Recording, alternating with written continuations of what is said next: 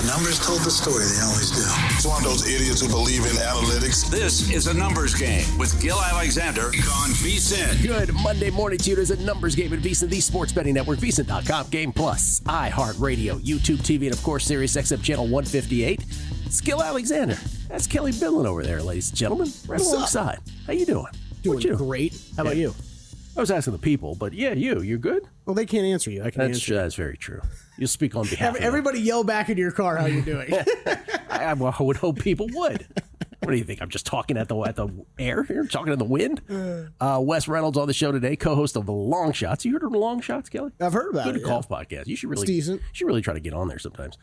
Jake Hahn talking hockey with us. Paul Sporer, Major League Baseball. Carl Sack going to join us this morning, talk basketball as well. The National Basketball Association. We will do the bitter MLB May most wins update. That's not a pretty update coming up. And we'll even sneak in some French Open futures if we have some time as well. Let us start with just the weekend in general, which I don't know how you feel, but I feel like we crashed into summer this weekend. Like I feel like we went from all this kind of activity is happening. This usually happens when you get to the conference semifinals in both the NBA and the NHL. But I feel like the nature of the games this weekend just drove it home even further, like into the sports netherworld depression. And yes, we will have the French Open in tennis and we'll have the U.S. Open in golf. But you get it.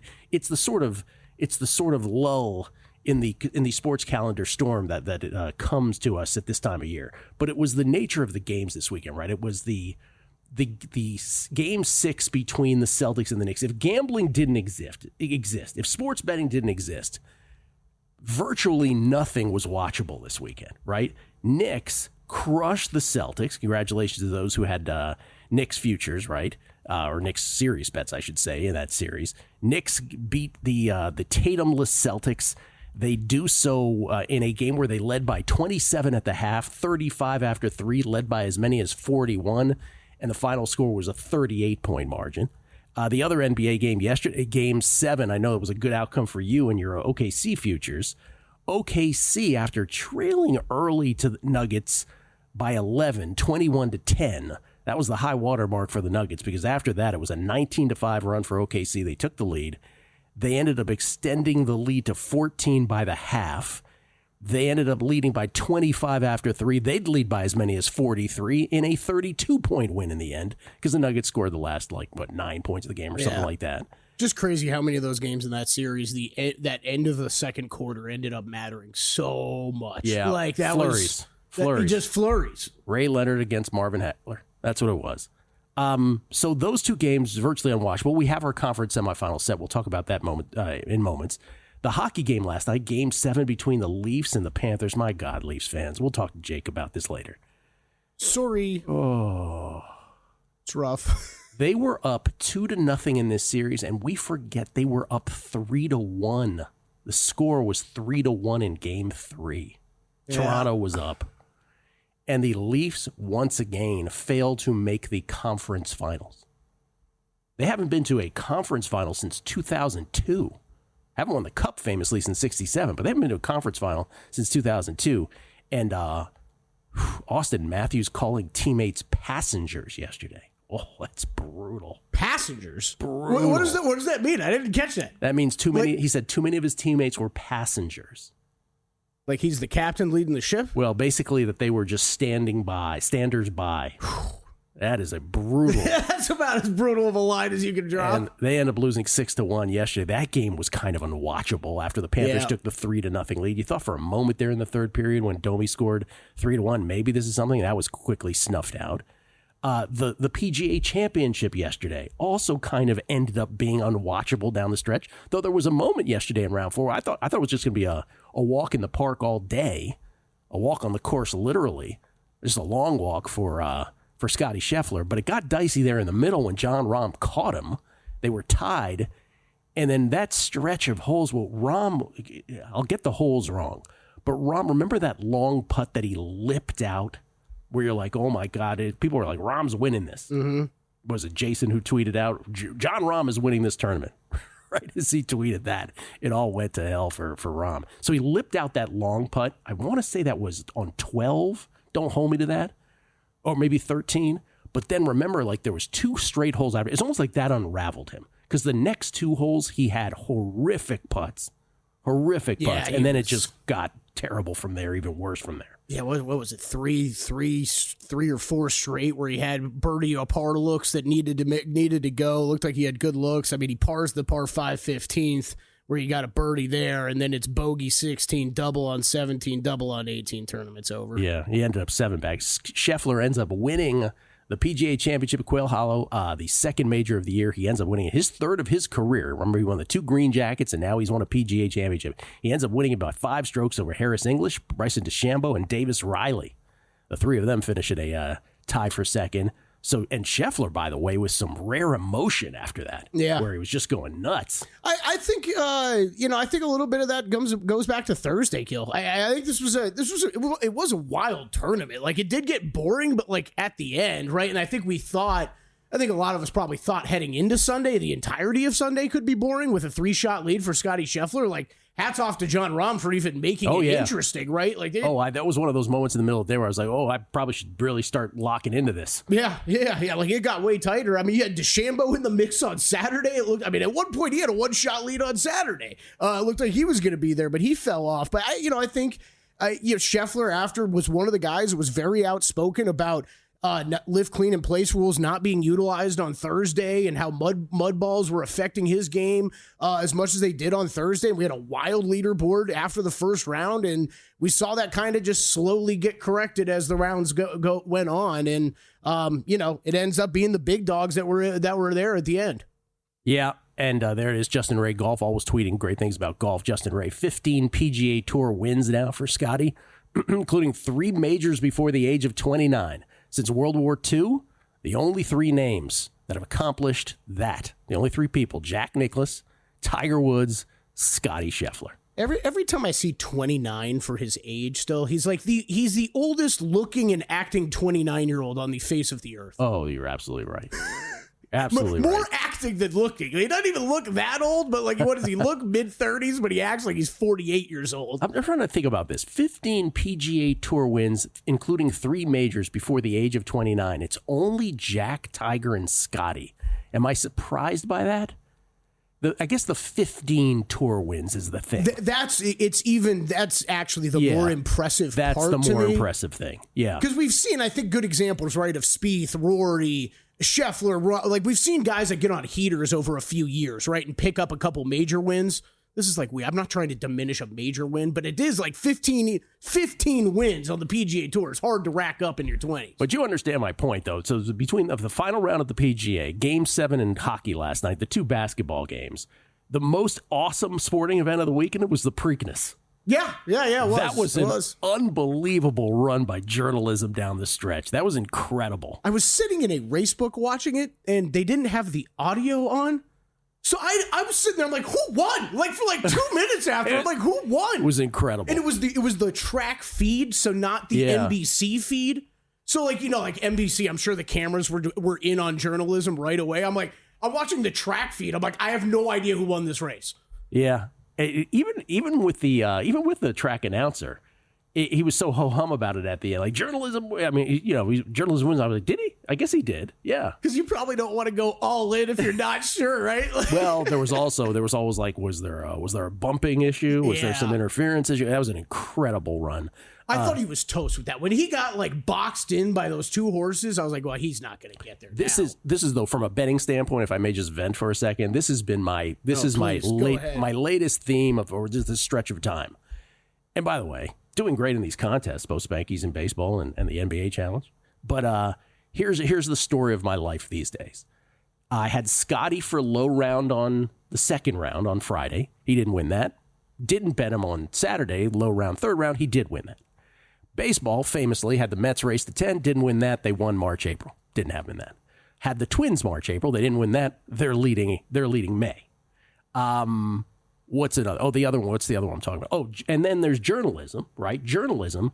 All these other horse races, I always bet just one horse to win it, right? Yep. This is the one where I decided not only am I going to do that, I'm also going to bet an exacta. So I just gave the money back on that. Well, at least you bet it. I didn't even bet it to win. But still, what's the difference? 4 different trifectas and all that stuff going, and nope. So I am either, how can I put this, ahead of my time if you want to spin it beautifully in all these sports, or just an idiot. I don't know what we call this, but everybody who bets regularly gets into that groove. This is a pretty strong groove of them and across multiple sports. It's like I just can't get the timing because down. It's the part you just brought up. That's always the difficult mental part, right? Where you're like, I can't. Am I ahead of things? Am I behind things? What is going on here? All right, and then explain one thing, and we'll get to your thoughts on these lines here in these basketball games. But explain one other thing to me. Why is it that both in the NBA and the NHL, the team that played last that is still alive, so OKC in the NBA and the Florida Panthers, you know where I'm going with this,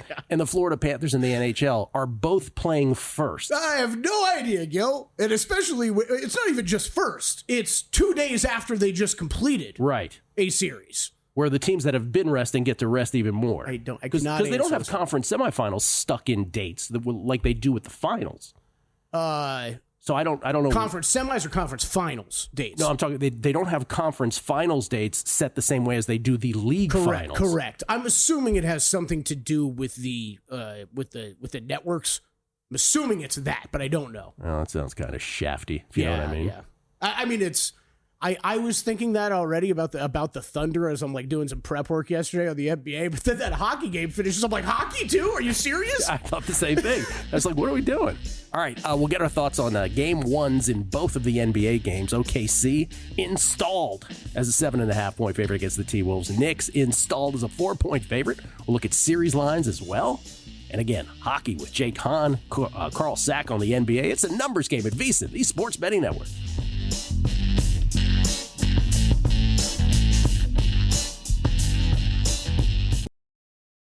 If your job at a healthcare facility includes disinfecting against viruses, you know prevention is the best medicine. And maintaining healthy spaces starts with a healthy cleaning routine. Grainger's world-class supply chain helps ensure you have the quality products you need when you need them. From disinfectants and cleaning supplies to personal protective equipment, so you can help deliver a clean bill of health. Call 1-800-GRAINGER, click Grainger.com, or just stop by. Grainger, for the ones who get it done.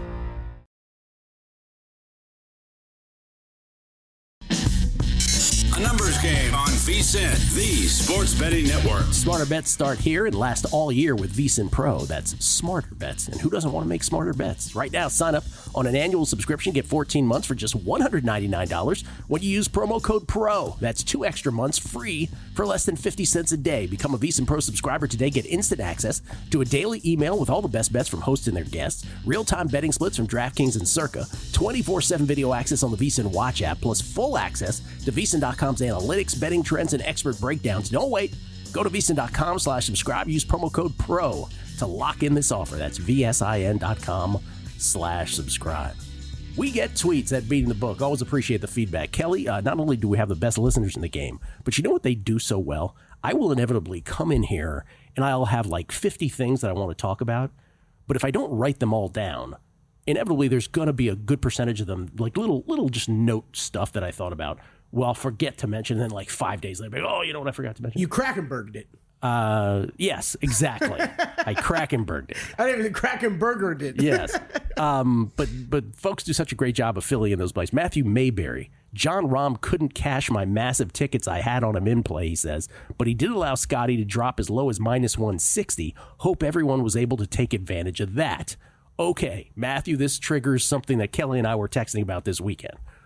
Books did I want to use the right adjective. I'm just going to go with what first popped in my head. A spectacular job of making Scheffler largely unbettable for the entire 4 days. Agree? Yeah. There were so many times I wanted to get in on him where I'm like, yeah, the price is not. It's become more of a Scheffler betting thing, period. Yes. But majors, I think it applies even more at. But the whole attitude of, because we've said it on Long Shots a million times. I've said it on this show a million times. You've probably heard a bunch of other people talk about golf betting and say this too. Well, wait and see if you can get in on Scheffler live at a good moment. Yeah. I think I checked about 6 times throughout the tournament, Friday and Saturday, or Thursday, Friday, Saturday. It was so price prohibitive every time I couldn't get in. Price prohibitive. Well said. Also, it's not just Vegas books, not just legalized books. Bookmaker, right, which used to be, not used to be, but it's one of the pillars of offshore, right? Chris, a bookmaker. They had a Scheffler versus the field prop that was up all day yesterday. Grayed out the entire day. Grayed, meaning Gray. Grayed out, meaning it was locked, unbettable. Yeah, like and the whole time you're like, refresh. When is this going to happen? Refresh. Never bettable. And this is contrast this to the Rory Masters experience where I did get in on him, right, and made a lot of money. But it was like there was rarely an opportunity. So, Matthew, in retrospect, when you say minus 160, I didn't even see the minus 160. It wasn't available to me where I was looking yesterday. And even if I did see it, was it fleeting? Would I have played it? I don't know that I would have. I don't know that I would have been running to bet that even then. Because it's when they were tied yesterday, right? But then it's like at that point, Scheffler's game was looking a little shaky. Yeah. So I don't even know if I would have done it. But then, Rom, I brought it up Wednesday when we were talking about this. I'm glad I at least said it on this show and then on Long Shots as well. Rom was always the guy all week long that nobody was talking about. The top of the board was getting heavily bet. Scheffler, Rory, DeChambeau. It was getting bet. We all thought it was going to be kind of a lot of us golf bettors thought it was going to be one of the big guys that went out and won this thing. But Rom was the one I never heard anybody mention, yet he never drifted. The books wouldn't let him get out to 20-1. And I think those are always things that you can kind of read into of all right, who do the books, who the odds makers like in these situations? And I think they were a little higher on Rom than most bettors. Jonathan Call. The only event worth watching this weekend was the incredible performance by Journalism in the Preakness. Amazing. Yeah, I totally agree. It was incredible. Kevin Ryan. Gill, you are correct. The sports were a bit of a buzzkill, but I have to say the Rolex commercial showing Tiger from a youth to his winning the 2019 Masters was epic. Arguably one of the best of all time. I loved that commercial. Yeah, that's a good one. It was so good. Golf tournaments just flex on you so much with the commercials where it's like, hey, would you like a Rolex, a private jet? I literally almost texted you after that going, I think I want to buy a Rolex. That's great. Wet Willie Cologne. Don't forget Carlitos taking out that cheater Sinner in straight sets was also unwatchable. Yes, as James Sott then says, not just basketball, hockey, golf was a letdown, but so was the Rome Finals. Coco was awful. And I was pretty hyped about Sinner versus Carlitos, but Carlitos took him apart like a surgeon, and that was basically a blowout. At least I hit Carlos to win Rome. Good for you. I had Sinner in the final, had tons of CLV. Nope. Got beat in the first set tiebreaker, and then he got rolled in the second set. Now, part of that was Sinner you can sort of write off as, well, that was his first tournament back. The fact that he even got to the finals, you can sort of write that off and be like, well, that was incredible alone. But you're right about Coco. Coco, I don't want to say this out loud, but I'm about to say it out loud because I texted this to the group chain this weekend. She's about a year or so away from the murmurs of disappointment starting to creep in, because she's won one slam, which was awesome. I was weeping when she won it, the U.S. Open. One slam, one 1,000, and one WTA final. She's only 21, so there's plenty of time. Right, yeah. But about a year or two from now, if that's all she's done, Game Time Jones. When Rahm made the putt to tie it at 9 under, DK had Scheffler minus 140. Yeah, well, we don't have DK over here. Sorry. Mandy Davison. Does Jake have any thoughts on where Mitch Marner is headed July 1st? Heard Kelley is looking for a roommate. Yeah, they're going to break up the Leafs for sure. This is I alluded to this earlier. This is the May most wins update. The Twins continue to troll. 13-3. Their long winning streak was finally busted up by the Brewers yesterday, but the Twins remain the winningest team in May thus far. They're 13-3, followed closely by the Tigers and Cardinals, who are both 12-4. Phillies 11-5. Cubbies 10 wins, 10-6. Braves and Royals 10-7. Yankees, Giants, Rangers with 9 wins. The Padres lead the 8-win group. The Padres this weekend. Talk about disappointment. We went into the weekend thinking, all right, let's go. Let's make up a couple games. We're good. Padres get swept by the Mariners. Padres this weekend against the Mariners. Oh, man. You ready for this, this stat here? 0-21 with runners in scoring position, 22 left on base. 0-21 with runners in scoring position. Brutal. So, and I watched every pitch of the first 2 of those. I couldn't bear to watch yesterday. But it's like, I don't know what the most frustrating thing is in sports betting. Bad beats obviously leap to mind. But in the non-bad beats category, backing a baseball offense that can never come through is about as frustrating as it gets. Mm-hmm. And they just could. It's like every time they got someone right, you're like this. So the Padres, we're 8-7. For the Padres to win May, you kind of have to go 11-0 at this point. Yeah. And then hope. That would get you to 19-7. But again, you'd have to sweep the Jays. Okay. Braves, not likely. And then you do have 5 easy games at the end with the Marlins and the Pirates. So anyway, the problem with the Padres is as soon as they got all their players back, right? They got Merrill back, they got Cronenworth back, they got Lockridge back, Arias before that, full strength offense. Right as that happened, their bullpen went from being awesome to terrible. All of a sudden, the bullpen was just giving up everything. Mike Schilt, when not taking out Suarez after 3 consecutive walks, waited until 4 in that one game. He's taking out starting pitchers too early the other day. And then the offense. Like this offense that is at full strength, just not being able to come through. And it's baseball, and it happens. And it's happening to us. It's not fun. It's really not fun at all. So are you a big Tigers and Cardinals fan right now? For this market right now? Yeah. I think the Cubs' schedule is still the one that you would have to seize on. Remember when we settled on the Padres, there were 4 other teams that I considered, and those were the Phillies, the Cubs, the Giants, and who was the 4th? The Tigers. I was going to say I thought the Tigers. Yeah, the Tigers. So the Tigers would be the one that I would lament the most. But you know who I didn't? Okay, so you're like the Cardinal. You're like a Cardinals fan then. If this comes down the stretch, I'm a Cardinals fan. I mean, the other one I would say is the Twins. I never considered either, but the Twins would just be. Oh, look, I just got them a month early. This is why I brought that up. It's you want anybody else but the Twins to win this. Oh, I don't. At this point, it's like, come on. Really? The Twins are it's such a troll. I had tweets from people in March, April. One guy was like, oh, you ended up picking the team with the least, the fewest, right? They thought it was going to end up with the fewest wins. Well, yeah, this is why I picked the Twins, dude. Man. But yeah, it has not been schedule conforming thus far in the first couple months of the season. Used to be last year, wasn't this year. So that's where that stands. Let's get to the NBA real quick, though. I want to see if you have any, before we get to Carl's thoughts on this after the break. So OKC favored by 7.5, total 216 in game 1 against the T-Wolves. Knicks favored by 4, total 223.5. Game 1 in that series. Yeah, first I'll go series first because I think the series prices are pretty much dead on where I expected them. I haven't made a play on the Pacers yet, Gil. We talked a little bit about this last week. I think I might dabble in that series market, take some of the Pacers. Plus 140, I'm saying. Yeah, I just don't think there's any rush. If you're interested in the Pacers, we keep seeing it just slightly tick the New York way, so I'm not in any rush. I'm not going to go bet that crazy right now. And then the other one I think is priced pretty correctly with the Thunder and the Timberwolves, where that's at. What I did do, because of the quick turnaround, I think 7.5 is pretty generous for Minnesota in game 1. So I did take some Minnesota game 1 plus 7.5.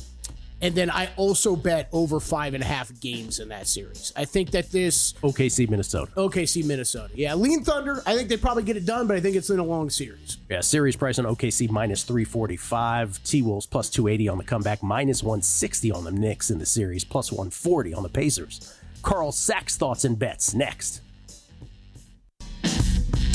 A numbers game on VSiN, the sports betting network. Check out the Sharp Plays, unmatched transparency with records updated daily, AI betting analysis, real-time global betting information, alerts directly from the pros.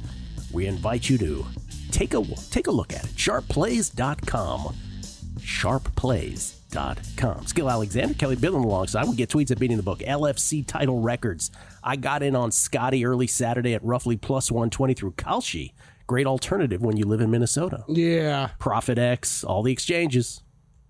Good alternative. What do we have available to us? Like, isn't Kalshi and Paulie, aren't they open to us now? I don't know. I got to start playing around with that stuff more. Yeah. That's a great price. Chance Copperpot. This is for you, Kelley Bydlon. He says, I typically pick 3 outrights, but I've also been betting Scotty T5 and winner as kind of a hedge, so I broke even on the championship. Am I doing it wrong? Yes and no. I mean, just look long-term what odds are for Scotty Scheffler in golf tournaments if you bet him every single week. Like, you're going to be down money, but I understand in these big-time spots wanting to do that. I mentioned Scotty Scheffler won by 5 over English, DeChambeau, and Riley. He won by 6 strokes over a group of golfers that included JT Poston.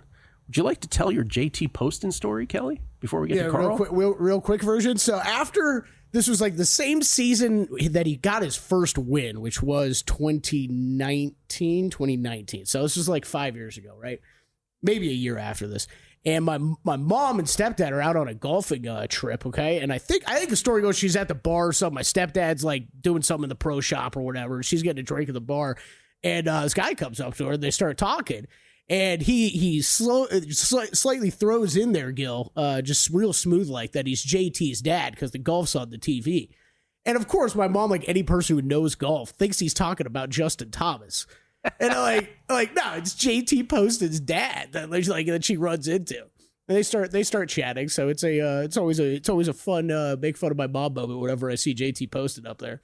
Well, why is it to make fun of your mom moment? Because it's a guy in a bar. Come on, he was clearly hitting on my mom. Okay, there you go. That's what I was trying to get at. On my mom. That's what I was trying to get at. It was just hilarious. She texted me after. She's like, you know who JT Poston is? I'm like, yeah. JT Poston's dad liked himself some Mrs. Bydlon. I just remember the I'm thinking it's Justin Thomas for the whole time. Like, yeah, of course, because anybody would. In a way, I'd have considered that. Carl Sack joins us courtesy of the Progressive Guest Line to talk some NBA with us. You can follow him at Killer Sports and KillerCappers.com. Joining us from just outside of Denver, Colorado. How you doing, Carl? What's happening, man? Good morning, Gill. Good morning. Kelley Bydlon alongside, too. You can say good morning to my little buddy Kelley Bydlon here. Hey, Carl. Hey. I was listening to your guys a little bit earlier and hearing Kelley's take on the Minnesota-Oklahoma series, Game 1. All right, so let's start there. What's your take on that with OKC favored again by 7.5? And now, of course, not only now, but they have been, but remain the short shot to win the NBA championship. I agree with Kelley in terms of Game 1. I make the line 7 for OKC, but I think that there's certainly the rest disadvantage, and then you've got OKC coming off of such an emotional game to save their season essentially. I think that there's got to be a little bit of a letdown, and so I would look towards Minnesota here, whether it's plus 7.5 or maybe plus, first half line, something like that. I would expect them to come out a little bit slow. We expect them to come out a little bit slow. But if you look at the series as a whole, minus 330 on OKC is about right to you?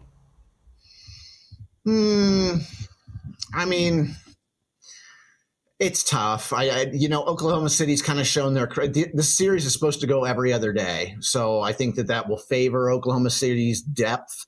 But I think it's probably about right. I don't think I touch the series line at this point. I just get involved on a game-to-game basis. All right. I mean, Carl, it is a reaction, though, this price to what we saw this last series, right? Because we got the closing series price for Denver, Oklahoma City was almost double this on the Oklahoma City side. I think we're seeing that Oklahoma City does have some cracks, that they're not the ideal playoff team and that they're not top heavy. And that's typically what you want from a playoff team. They've got great depth, and that's going to help them on, these shorter rest games. But, and if they have any injuries, they're going to be able to withstand them a heck of a lot better than Minnesota. Minnesota loses Edwards or Randall or something like that. It's going to really be a game changer. We were talking a little bit about this off air. Kelley was saying, Ant is going to be asked to do what Jokic was asked to do in the previous series, which is basically to facilitate all and to be the guy in so many ways. Realistic over a best of 7 series, in your opinion? Could it manifest in a way that Minnesota gets this done?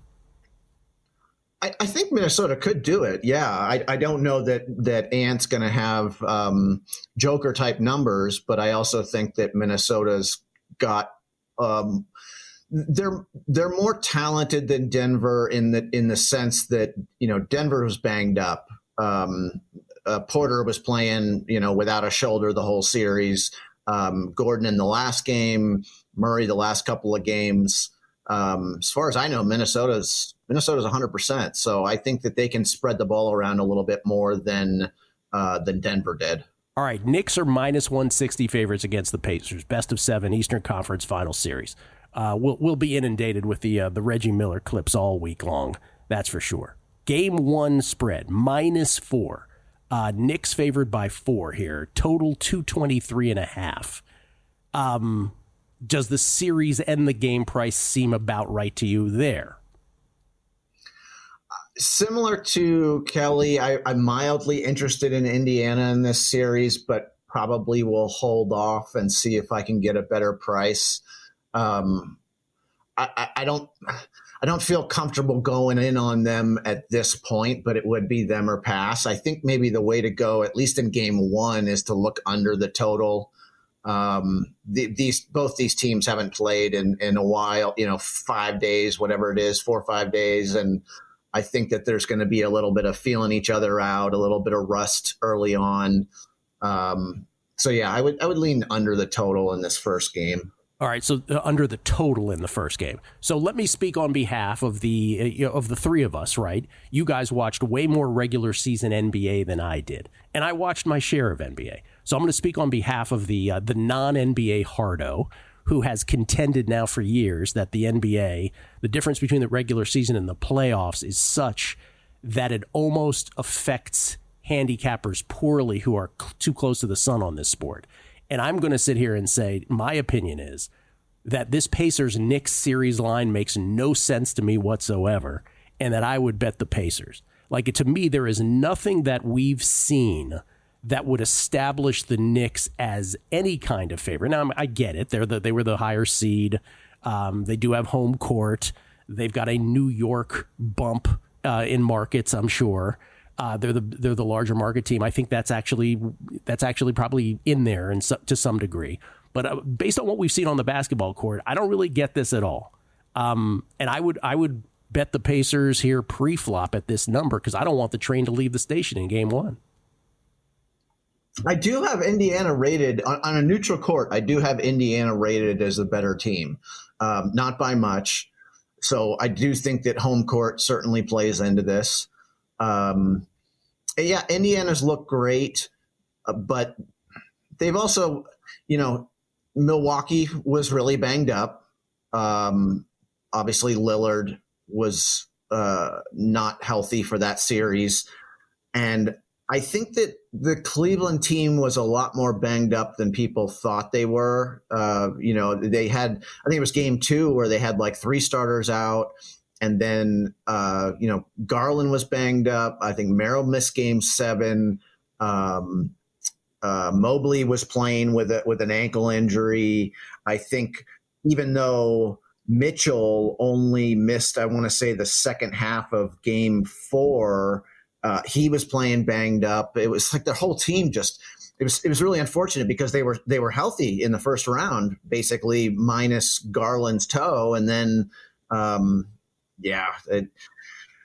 like Indiana's good, but I do think that that they looked a little bit better than they probably are. Point well taken. I'll concede that. I do think that their pace, right, the pace that they play at, like OKC would trump that tremendously. This is maybe the most fascinating part of this series to me, Carl, is the pace, because you're talking about a Pacers high-paced team versus this Knicks team that just wants to slow everything down. I think that's going to really be interesting to watch and who wins that battle. Yeah.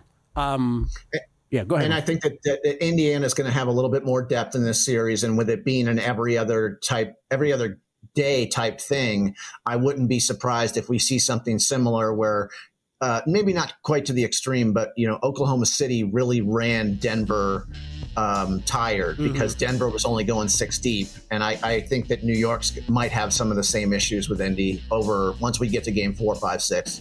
Carl, appreciate it, and thanks again for the VSiN Killer Sports NBA Challenge. We're all having a ball with it. We'll update those standings on the other side. Keep up the good work, guys. Thank you. Appreciate it. Carl Sack, everybody. Killersports.com, killercappers.com. We'll come back. We'll look at those standings in that contest on the other side.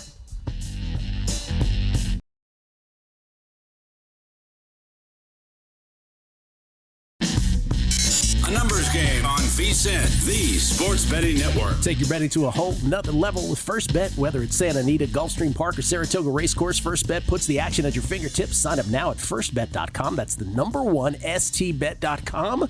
And use promo code VSiN200 to score a 20% rebate on all your wagers for the first 60 days, up to $200. Don't miss out. Bet smarter today at firstbet.com. Skill Alexander, Kelley Bydlon alongside. Let's talk a little baseball beyond May wins with our buddy Paul Sporer from Fangraphs. Maybe in a minute. Oh, maybe in a minute we can talk about that. In a minute. Oh, in the meantime, then, can I give you a documentary recommendation since we have a minute? Sure. I only answer that way because there's so many, like, you know, when someone's like, hey, have you seen this show? And it's like, I mean, I've heard of it, but it's like on my list of 900 shows to catch up on. There's too many good things on these streaming services. What list do you consult more? Your shows to watch or your bets I need to make list? This is a great question. I feel like most people have a running grocery list too, right? Yeah. Like that's always builds up during the week. Like that one's not weird, right? I definitely have a show movie list though. Like I have that. I could show it to you right now. A show slash movie. Yeah, list? like hey, I'm going to write this down as some shows I want to watch. Well, I even break it up. There's dramas. There's comedies. Oh my god, it's like 30 deep. All right. Well, someone recommended this. I apologize because I don't remember who recommended this the other day on Twitter. But I got on the old Netflix yesterday. You know, Untold, that series of sports documentaries. Yeah.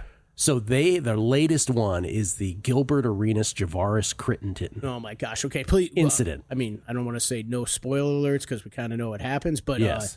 Be careful because this is the top of my list on documentaries. I've been looking forward to this one. It is fantastic. I thought.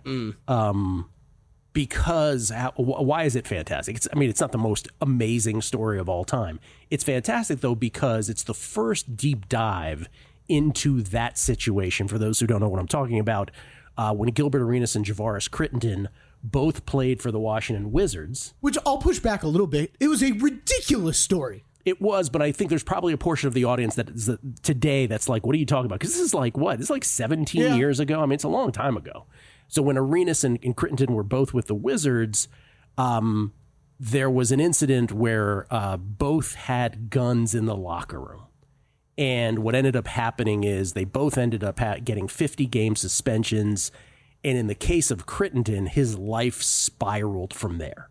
And anyway, they have both Arenas and Crittenton on the show talking very sincerely and in depth. And I thought they were both great. They were both now so many years later talking about it. And it was, how can I put this? It was just such a sad tale. It's terrible. So sad how the immaturity and even they would admit this, the stupidity and the egos of young guys lead to just what was just a personal tragedy for Crittenton. It's sad. And not only a personal tragedy for Crittenton, I should say the bigger thing is that he killed somebody. Yeah. He killed somebody. I won't spoil any more, but then there's even more tentacles to that because he's out free now. Yeah, I'm looking forward to watching it. I'll leave it at that. I mentioned this the other day. I was friends with his ex-girlfriend too, so I knew her perspective on the whole thing too. Just the incident itself, like when it happened, like the stories that came out right after it, it was just one of the craziest locker room stories you'll ever hear. Everyone was a loser in that story. Yes, everyone. Let's talk some. I recommend that highly. Untold on Netflix. Let's talk some baseball. Paul Sporer joins us now, courtesy of the Progressive Guest Line. You can follow him on Twitter at Sporer. Sporer. He works at Fangraphs, and of course, the name of the podcast, Sleeper and the Bust. How you doing, Paul? Gill, I'm well. How about yourself? Doing very well. I want to ask you a couple things. One, the San Francisco Giants. Don't look now, as they say. But the San Francisco Giants are one game out of first place in the National League West. This is incredible. This is after the Dodgers got swept by the Angels and the Padres got swept by the Mariners. And then the Giants do Giants magic things, and they win ball games. By the way, do you see that game the other night? Wilmer Flores had a grand slam, a 3-run homer, and a solo shot against the Athletics the other night. The question is very simple. Would you bet the San Francisco Giants to win the National League West? And I'm getting the the number here as we speak. I was too busy telling the plus 1875. No, I'm just kidding. I don't have it. No, that's not great. 12 to 1. 12 to 1 on the Giants. Nice chance, though. He's just making up numbers. No. Kelley's just going to make up numbers. The Dodgers' price is just ridiculous in everything. Well, the Dodgers are minus 450. The Padres are 8 to 1, and the Giants are 12 to 1. By the way, it should be mentioned the Diamondbacks, who are a few games back, are 11 to 1. What's the bet? If I said you must make one bet, what's the bet? Probably the Diamondbacks or the Padres for me still. I'm not going to hate on your Giants. I have a history on this channel of not being as pro Giants, even in the midst of their good seasons, because as is typical with the Giants, it doesn't look like it jumps off the page. It doesn't really jump off the page of like, oh my God, this is such an amazing team.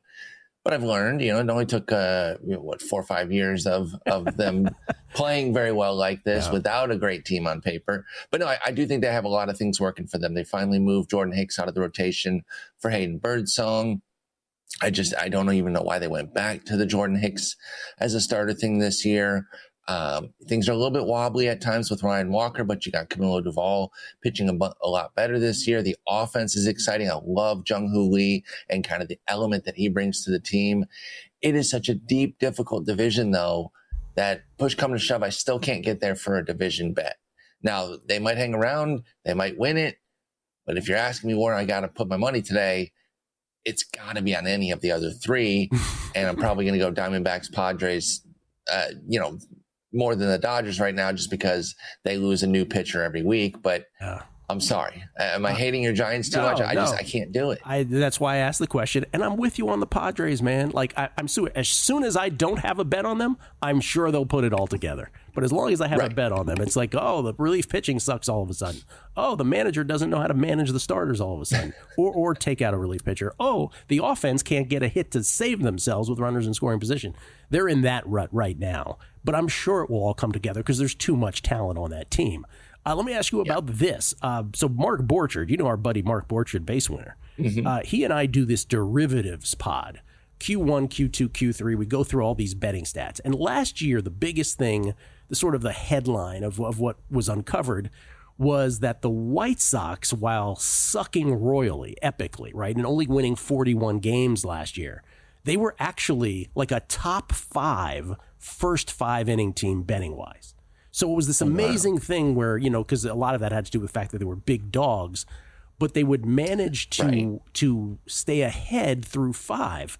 Now, it's not as big of it's not quite in that direction this year, but it's almost the same thing. They were 5th first 5 when we did the podcast a week ago. They're 9th currently, but they're only like a few dollars away from being 5th.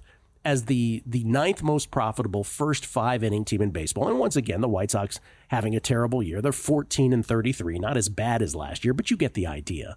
And my question to you is this something that bettors should believe is a sustainable thing again, that they might be profitable first 5 and then still result, but in games that will still result in them losing? Because there's 2 betting implications here. One is you could bet them in game knowing this. And 2, there are certain sports books that offer something called a double result, a win first 5 and a loss full game, which is at really nice odds. So sustainable or not? There is a tinge of sustainability here to this with the White Sox, because the hallmark of a bad team is always going to be a wretched bullpen.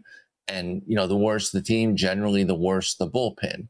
They've got a little bit of a vibe going with the starters. Shane Smith's been a real big standout Rule 5 guy from Milwaukee. And then guys like Jonathan Cannon, Davis Martin, not so much Sean Burke, even though there was some expectation for him coming into the year, but they've gotten some decent starts. So I see how this works and the way it did last time, because again, catastrophically bad bullpen is usually why you have a terrible, terrible team. So, but the only reason I have a little bit of skepticism is because despite, at times looking decent as a starter, they don't miss bats. And so, that's the part that scares me with their starters is they're not dominant. Shane Smith is the closest one to it. But if you're going to look for a positive, a little bit of a silver lining with the White Sox, I do think that their starting pitching is probably the best element of that team. And they could add some guys in season from the minors too. So there might be a little something there. I mean, I wouldn't go crazy on it, but I would certainly keep tabs on it with the White Sox. The other thing, Kelley, we were talking about the golf thing, how they wouldn't let us in on Scheffler. Last year, you used to be able to get that double result on the White Sox at about 7-1 on average. Of course, the odds aren't as good this year. Really? Oh, they I can't believe this is happening. It's incredible. DFS on the way out, please. What do we got today? So today, I mean, we actually have a pretty interesting board because there's not a ton of studs. In fact, one of the best, Christopher Sanchez, is at Coors. My number one guy today is actually going against the Giants. Chris Bubich, I love everything he's doing this year. That's less against the Giants and more positive Chris Bubich. I like Nick Lodolo to trying to get right at Pittsburgh. Robbie Ray, the other part of that SF Giants game. And then as far as guys that you're picking on, Edward Cabrera with Cubs, Dean Kramer with Brewers, Colton Gordon with Rays. Thank you, Paul. Appreciate it very much. Paul Sporer. Thanks, Gill. Take care. Coming back with that NBA playoff challenge update.